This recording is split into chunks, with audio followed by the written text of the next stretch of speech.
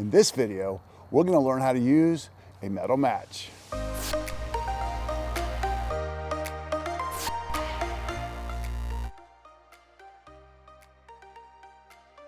So to use a metal match, what we're going to do is we're going to position ourselves about 3 to 4 inches away from our tinder. I'm right hand dominant, so I'm going to have the scraper in my right hand and I'm going to have the metal match in my left hand. I'm going to firmly hold the metal match in my left hand. I'm going to firmly hold my scraper. My scraper is at a 45-degree angle to the metal rod. I'm going to start from the top and apply a downward pressure all the way down the rod, sending sparks right into the top of my cotton ball.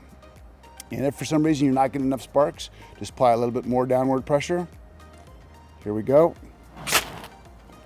And that's it. It is possible to use it even if I have an injury. So let's say I have one of my hands or arms injured. With one hand, I could place the metal match underneath my shoe. And there you go. With a little practice, using a metal match becomes second nature.